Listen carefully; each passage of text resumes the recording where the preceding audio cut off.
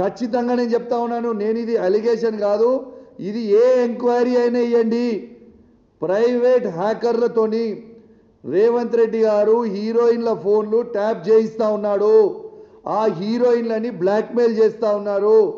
ఆఖరికి మొన్న miss world వచ్చిన వాళ్ళే కూడా ఫోన్లు ప్రైవేట్ హ్యాకర్లతోని దాన్ని ట్యాపింగ్ చేయించిండు. ట్యాపింగ్ చేయించి ఎంత అసభ్యంగా ప్రవర్తించిర్రో, వాళ్ళని బ్లాక్మెయిల్ చేసే ప్రయత్నం చేసిర్రో మీరు అందరు కూడా చూసిర్రు. ఇవన్నీ కూడా వాస్తవాలు నేను చెప్పేది, ఏది కూడా అబద్ధాలు చెప్తారండి.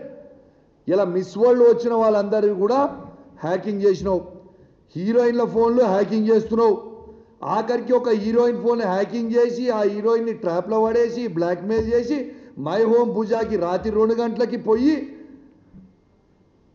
యా హీరోయిన్తో ఏం చేసినావు నీకే తెలియాలి, ఇక మాకైతే తెలియదు. కానీ మాకు సంస్కారం ఉన్నది కాబట్టి ఆ హీరోయిన్ పేరు బయట పెడతలేం. కానీ మేము బయట పెట్టదలుచుకుంటే నువ్వు తిరిగిన 16 మందితోని నేను బయట పెడతా. ఏదో ఒక రోజు నువ్వు ఇదే విధంగా చేస్తూ ఉంటే నువ్వు తిరిగిన 16 మంది నువ్వు చేసింది ప్రతి నాకు తెలుసు. నేను కూడా కాంగ్రెస్ పార్టీ నుంచి వచ్చిన. నువ్వు ఏమేం చేసినావు, ఎక్కడెక్కడ చేసినావు, జూబ్లీస్ లేడం అనుకున్నావు, దుబాయ్ లేడం అనుకున్నావు, ఢిల్లీ లేడం అనుకున్నావు, అన్నీ తెలుసు మాకు కూడా. నువ్వు చక్కగా రాజకీయం ముఖ్యమంత్రి లెక్క బిహేవ్ చేసి చక్కగా రాజకీయం చేస్తే చక్కగా మేము కూడా చేస్తాం. నా సతీమణి ఫోన్ది కూడా రేవంత్ రెడ్డి గారు ఫోన్ హ్యాక్ చేస్తూ ఉన్నారు. దీనికి ఎవిడెన్స్గా ఎట్లా చెప్తా ఉన్నానంటే అది కూడా మీ అందరు కూడా తెలవాలని చెప్తా ఉన్నాను.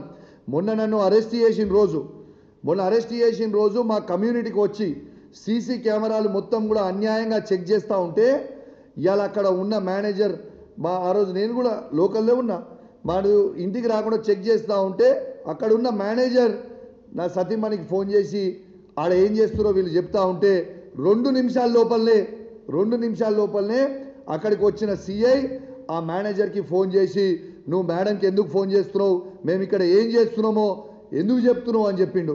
మరి ఆయన నా వైఫ్కి ఫోన్ చేసింది ఈ పోలీసు వాళ్ళకి ఎట్లా తెలుసు? ఇంకో ఎవిడెన్స్ కూడా చెప్తా ఉన్నా మీకు.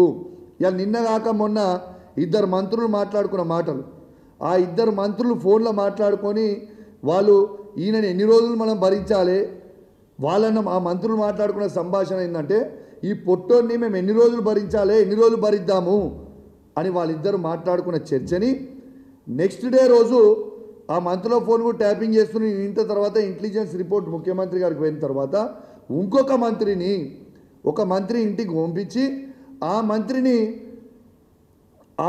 ఇంటికి పిలిపించి నేను ఏం చేసినా నా తప్పేమున్నది, మీరు ఎందుకు చేస్తున్నారు ఇట్లా, నన్ను ఎందుకు భరించాలని అంటున్నా అన్నది రేవంత్ రెడ్డి పిలిపించి మళ్ళా ఆ మంత్రిని ఇంకొక మంత్రితో పంపించి ఆ మంత్రిని పిలిపించి సీఎం ఆఫీస్ ఆయన ఇంటికి తీసుకుపోయి వాళ్ళు సీఎం ఆఫీస్లో ఏం మాట్లాడతారు, నేను చేయలేను నువ్వు మాట్లాడేదంటే మిస్టర్ మినిస్టర్ నా పని ఏముంది, నా పని మీ మంత్రులది ఎమ్మెల్యేలది ఫోన్ ట్యాపింగ్ చేసుకొని నేను ఇంటనే ఉంటాను, నేను చేయాల్సింది మా ఇంటర్వ్యూ అదే పని చేస్తున్నా, మీరు మాట్లాడేది ప్రతిదీ వింటా అన్నది ఇది రేవంత్ రెడ్డి బరాబర్ అన్నాడు ఆ మంత్రులతోని.